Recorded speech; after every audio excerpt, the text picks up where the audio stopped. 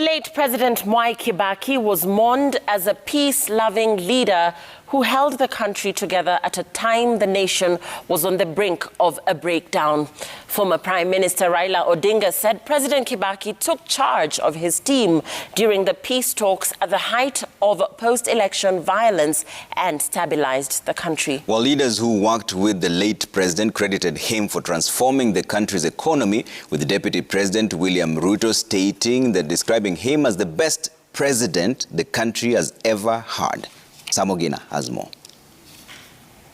They worked closely as President and Prime Minister in the Grand Coalition government, the product of a 2008 peace accord after a hotly contested election that saw the country descend into unimaginable levels of violence. Odinga was aggrieved with the poll outcome at the time before a truce was called. At the former president's state funeral, Odinga described Kibaki as a statesman who transcended grandstanding by the teams picked to negotiate a political truce and place the country first. At that time when we were negotiating post-election violence, the stocks had collapsed at Serena. Kofi Annan invited me and Kibaki for a meeting.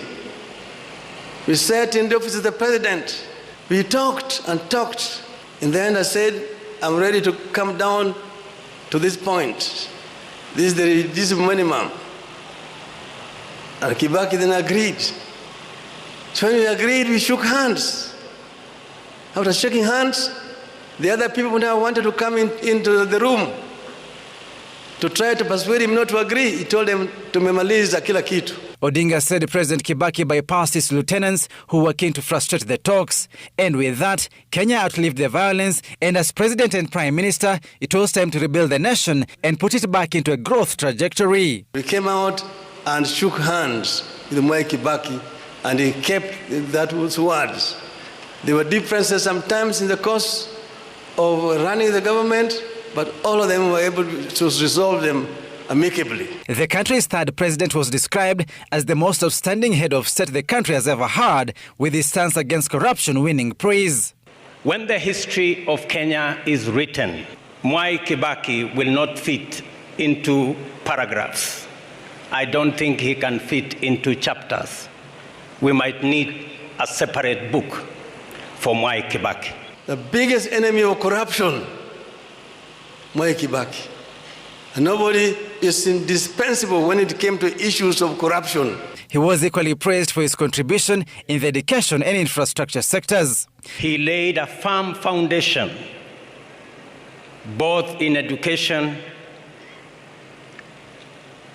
in infrastructure development, and he was the architect of our economy. The church threw a challenge to the political class ahead of the August general election to emulate Kibaki's persona of unifying rather than dividing the country. He was indeed a father, an elder, and a true hero of the nation.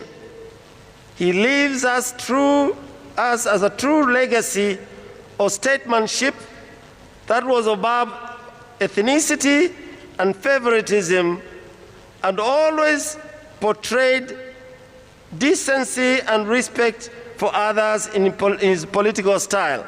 With the country at the brink of precipice, President Mwai Kibaki was remembered as the leader who took charge and steadied the ship when the country was sliding into anarchy.